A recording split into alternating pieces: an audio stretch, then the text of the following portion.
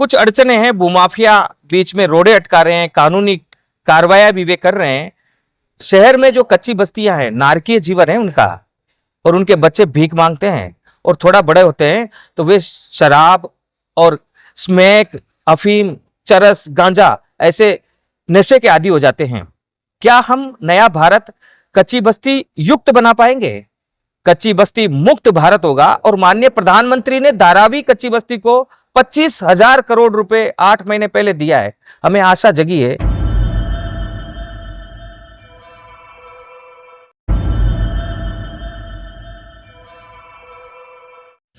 ये जो देख रहे हैं, यह बेशकीमती भूमि पर अतिक्रमण की संज्ञा में आता है, और यह तस्वीर भेजने वाले कोई और नहीं, बाबा रामदेव नगर विकास समिति के एक गणमान्य सदस्य और पदाधिकारी है।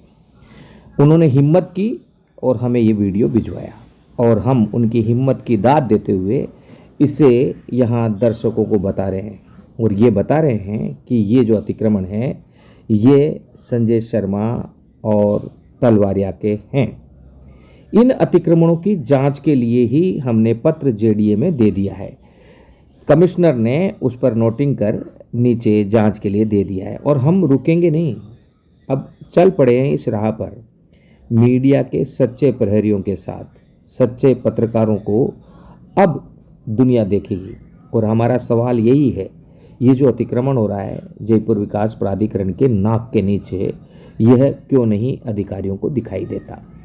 क्या कारण है कि संजय शर्मा और तलवारिया जैसे लोगों का नाम जयपुर विकास प्राधिकरण के बाबुओं के जहन में रहती है?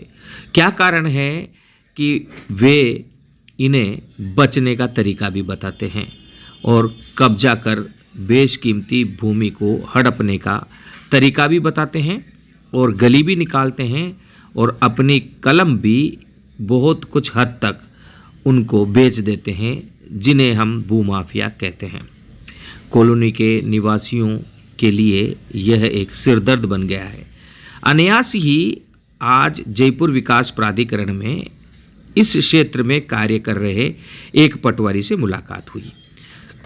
उनसे जब पूछा गया कि क्या कारण है कि यहाँ पर जो अतिक्रमण है वे हटते क्यों नहीं, इसका उनके पास कोई जवाब नहीं था। लेकिन उन्होंने दबे सुर में संजय शर्मा का नाम लिया। कहा कि भूमाफिया लोग यहाँ अतिक्रमण को हटने भी नहीं देते, और बाबा रामदेव नगर कच्ची बस्ती का नियमन भी नहीं होने देते।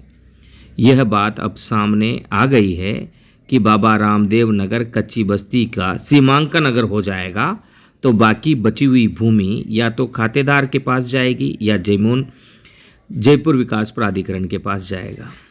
अब देखना यह है कि यह लड़ाई कहाँ तक जाती है। बहरहाल जो लोग हमारे साथ चलने की हिम्मत रखते हैं वे चल रहे हैं, सच्चाई के मार्ग में आगे बढ़ रहे हैं, और जो भूमाफियाओं के इशारे पर नाचना शुरू कर चुके हैं वे हमारी लड़ाई को रोकने की भरसक कोशिश कर रहे हैं।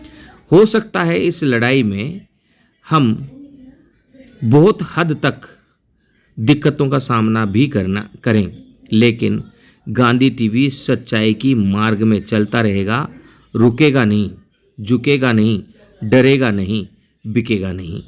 हम लगातार सवाल उठाते रहेंगे कि ये बेशकीमती भूमि पर अतिक्रमण किस तरीके से हो पा रहे हैं, और जबकि सेटलमेंट और जीपीएस तथा गूगल मैपिंग सिस्टम जैसे आधुनिक तकनीक यहाँ पर उपस्थित है।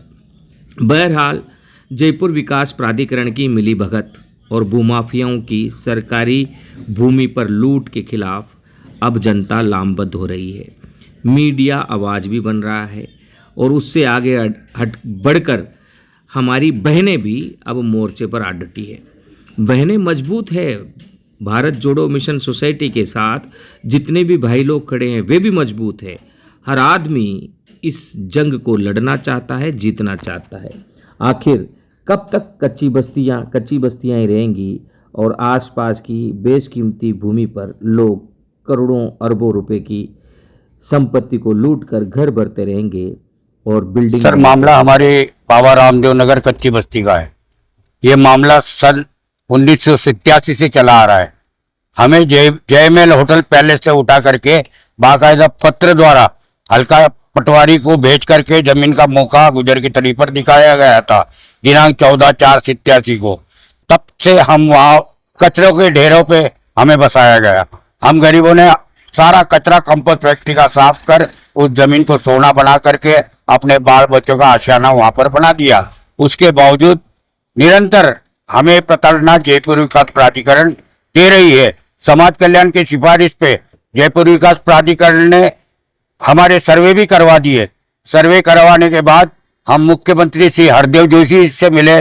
जोशी जी ने स्पष्ट अपने मुख्यमंत्री कार्यालय से एक पत्र जारी कर उसमें क्रमांक नंबर दे करके हमें मांग क्या है आपकी? हमारे तुरंत हमें पट्टे देने की मांग की थी। हमारी मांग ये है क्या उस 39 बीघे पे जब हम बसे थे, जब पूरी भूमि खाली पड़ी थी, आज जेडे के अधिकारियों के मिली भगत से भूमाफियाओं ने वहां पर कॉलोनियां काट दी। उनको जेडीए सारी सुविधा दे रही, ना कि हमें दे रही है। हम इसके विरोध में उतर चुके हैं और जेडीए को आज भी कह रहे हैं कि जब आप भूमाफियाओं को बसा सकते हो अनऑथराइज्ड जगह पे, जबकि वहां पर स्टे के बोर्ड लगे हुए हैं जिसका सबूत हमारे पास में है, लेकिन जेडीए के अधिकारियों के मिली भगत से आपको पट्टा देने का वादा किया?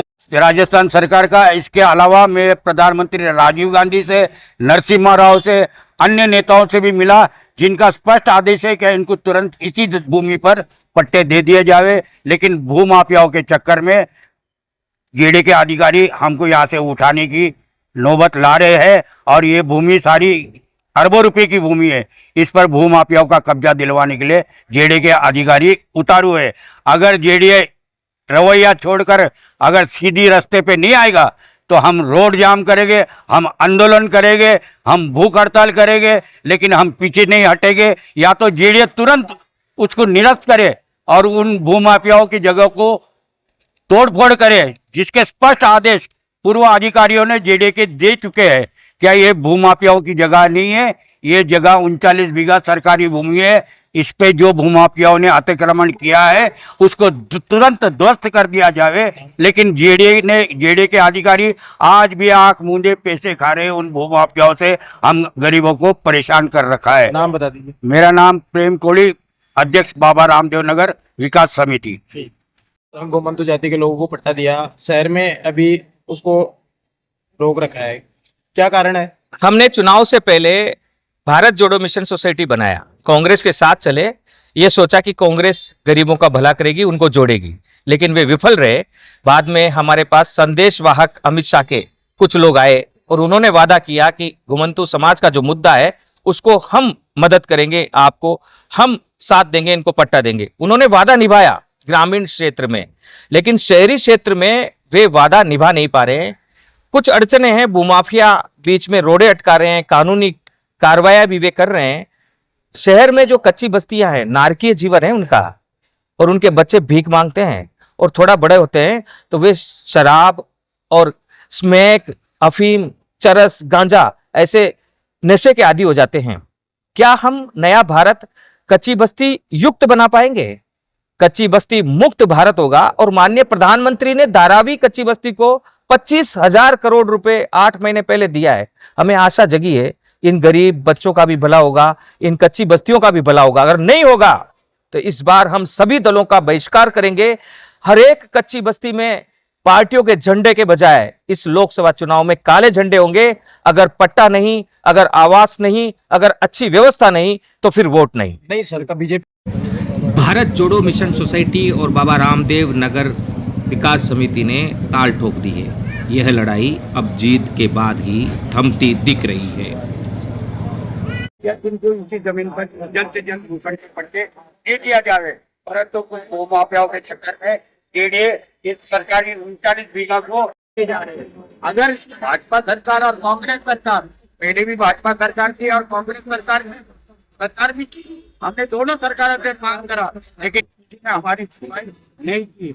आपकी भाजपा सरकार है, अगर सुनवाई नहीं होगी हमारी तो हम चारों तरफ काला झंडा लगा करके क्या वोट नहीं, पहले प्लाट दो बाद में वोट सारी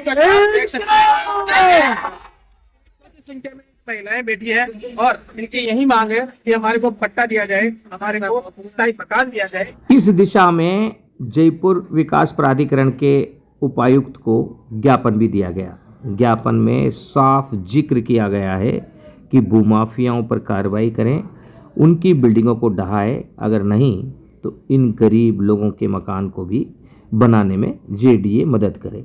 अब न्याय होता है या अन्याय, यह जल्द ही देखने को मिलेगा।